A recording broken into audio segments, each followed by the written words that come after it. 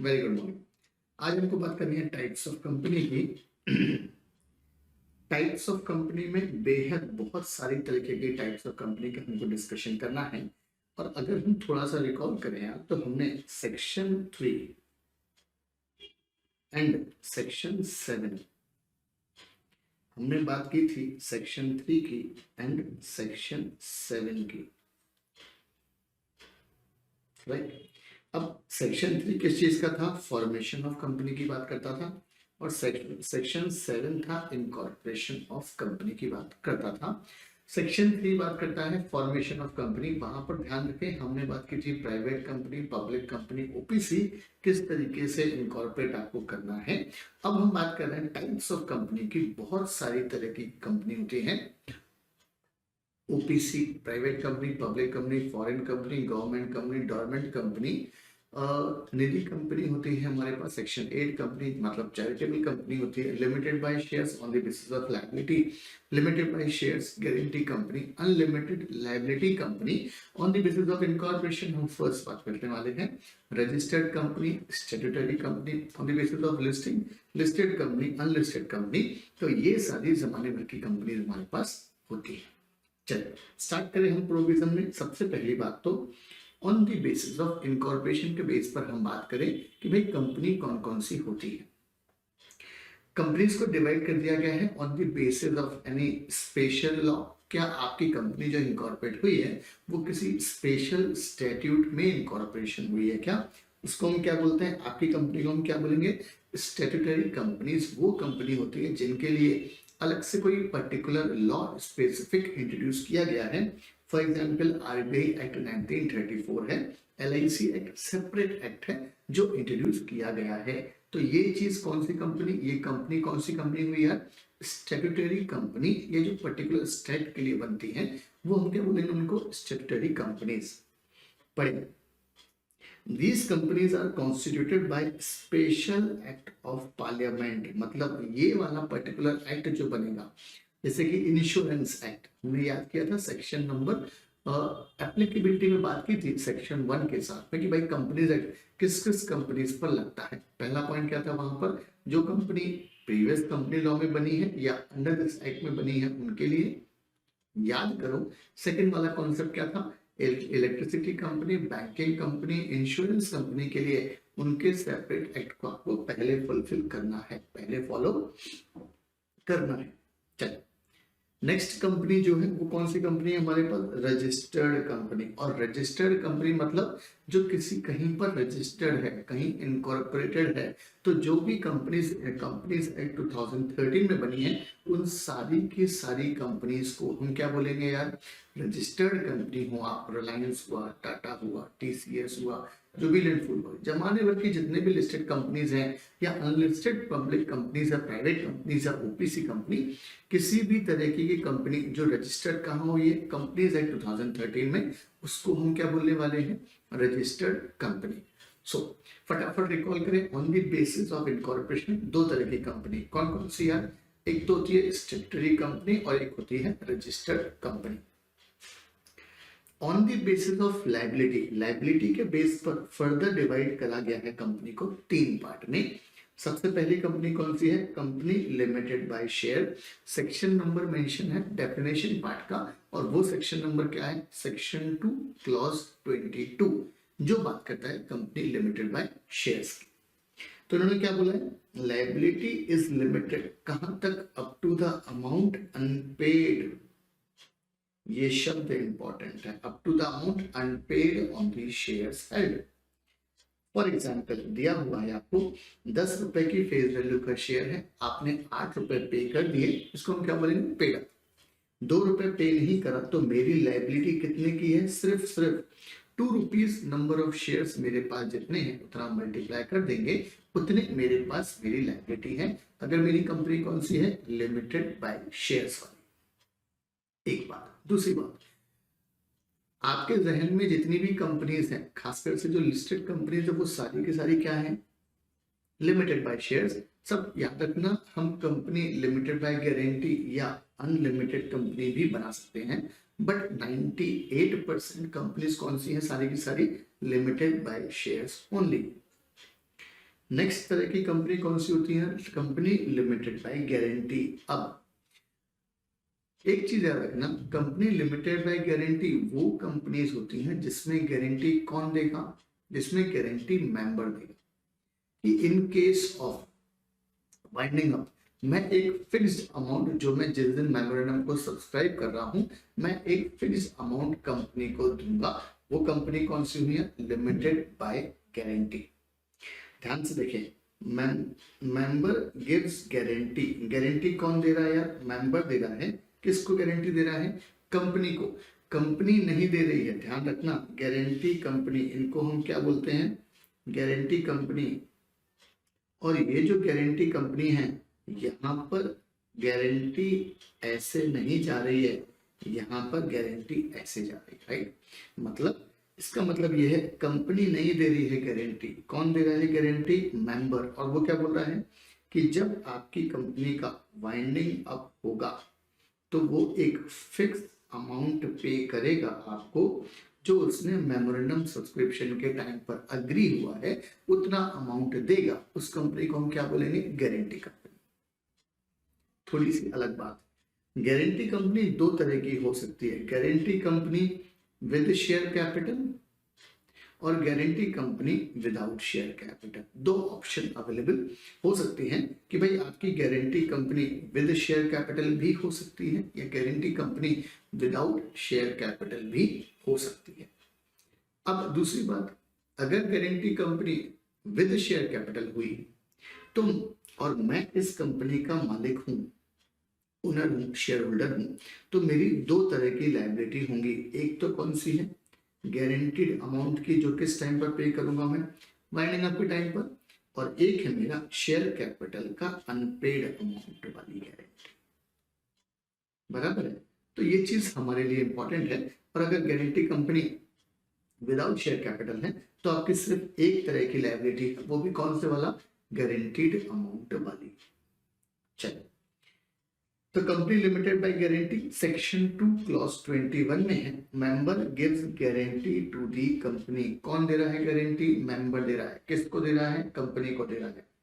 In case of winding up, winding up person का नहीं होता, शेयर होल्डर का नहीं होता, वाइंडिंग अप मेंबर का होता है। तो in case of winding up he will pay the guaranteed amount. और ये गारंटीड अमाउंट रुपीज में होगा, ये काइंड में नहीं होगा। और ये गारंटीड अमाउंट जो होगा, ये गारंटीड अमाउंट आपको किस टाइम पे बोलना पड़ेगा?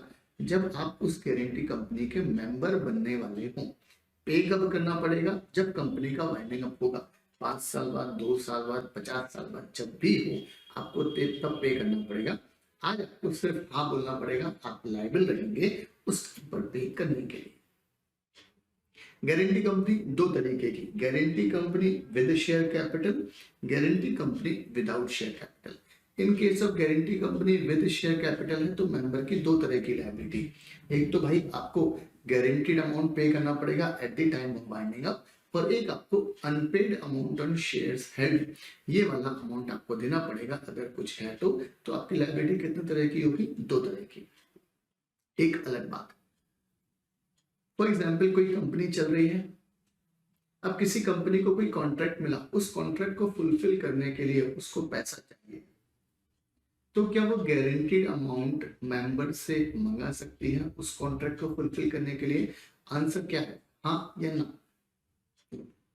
कोई कंपनी है, उस कंपनी को कोई कॉन्ट्रैक्ट मिला, प्रॉफिटेबल कॉन्ट्रैक्ट होगा, बट आज उसको पैसा चाहिए उसके लिए तो उसे मेंबर को, जो गारंटीड कंपनी के मेंबर हैं, वो भी कौन सा वाला अमाउंट मंगाया है? गारंटीड अमाउंट मंगाया है।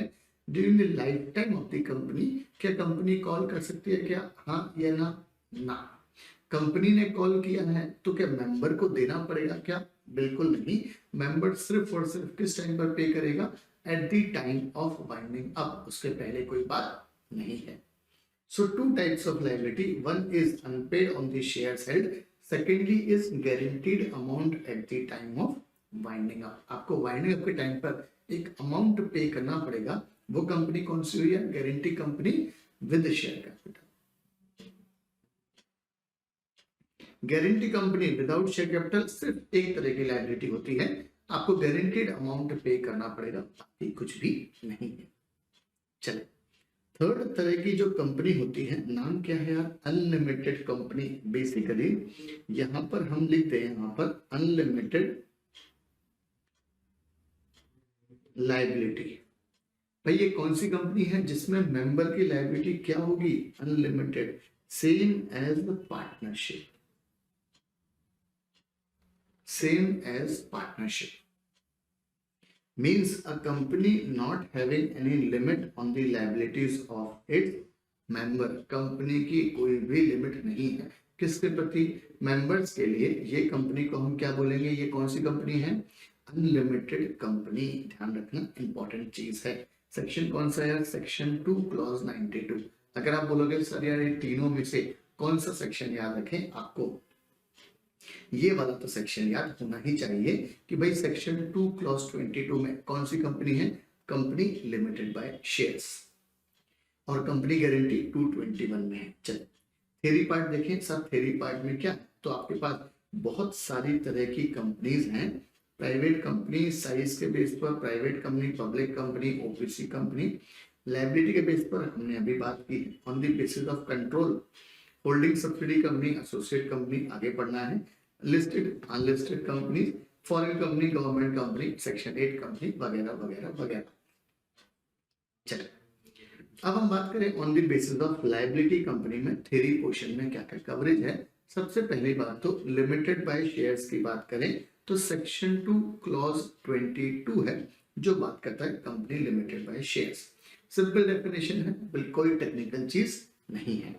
Company limited by shares means a company having the liability of its member limited by the memorandum to the amount, if any, unpaid on these shares respectively held by them। right? Unpaid amount के बराबर की आपकी जिम्मेदारी रहेगी। Guarantee company section 2 clause 21 में बात है। Means a company having the liability of its member limited up to the memorandum. मैंने बोला था अभी कि भाई आपकी लायबिलिटी कितनी है, ये कहां से डिसाइड होगा, जितना आपने गारंटीड अमाउंट सब्सक्राइब किया है मेमोरेंडम में, मतलब आपने प्रॉमिस किया है कि भाई हम आपको इतना अमाउंट देंगे, उतने अमाउंट की आपकी लायबिलिटी रहने वाली है। To the amount as the members में रिस्पेक्टिवली अंडरटेक, अंडरटेक मींस आपकी लायबिलिटी आ गई, to contribute to the assets of the company in the event of being wound up. अब एक सवाल बहुत ध्यान सुनना। फॉर एग्जाम्पल हम अगर इसको यहां पर करें, फॉर एग्जाम्पल एक गारंटी कंपनी है। कौन सी कंपनी है यार, अच्छा गारंटी कंपनी नॉर्मली क्लब वगैरह होते हैं, राइट, वो गारंटी कंपनी के फॉर्म में बनते हैं। एक गारंटी कंपनी है, इसमें मेंबर है शर्मा जी, और शर्मा जी ने बोला है कि भाई 51,000 रुपए मैं आपको दूंगा जब कंपनी का क्या हो जाएगा, वाइंडिंग अप। इस गारंटी कंपनी का एक क्रेडिटर है, ये गारंटी कंपनी का एक क्रेडिटर है वर्मा जी। वर्मा जी को लेना है कंपनी से 50,000 रुपए, and he is the creditor of the company, right? अब मेरा सवाल ये है, क्या वर्मा जी डायरेक्टली शर्मा जी को संपर्क करके अमाउंट ले सकते हैं क्या? वर्मा जी ऐसा बोल सकते हैं, शर्मा जी देखो यार आपको 51,000 रुपए देना है कंपनी के वाइंडिंग अप के टाइम पर, और कंपनी का वाइंडिंग अप तो हो गया यार, आप मुझे एक काम करो 50,000 रुपए मुझे दे दो, आप तो कंपनी का सेटल हो जाएगा अमाउंट। याद रखना हमने बात करी है, इंपॉर्टेंट चीज है बहुत ध्यान से पढ़ने की, वो पर्सन जो है वो to contribute to the assets of the company in the event of being wound up, वो सिर्फ और सिर्फ शर्मा जी किसको पैसा देंगे, कंपनी को, वो वर्मा जी क्रेडिटर को पैसा नहीं देंगे। अनलिमिटेड कंपनी सेक्शन 2 क्लॉज 92 में means a company not having any limit on the number of on the liability of the members, मतलब सेम एज पार्टनरशिप लॉ। चल अब हम थोड़ा डिफरेंस बिटवीन देखें भाई गारंटी कंपनी और कंपनी लिमिटेड बाय शेयर्स में। सबसे पहली बात तो मीनिंग और requirement as to the memorandum.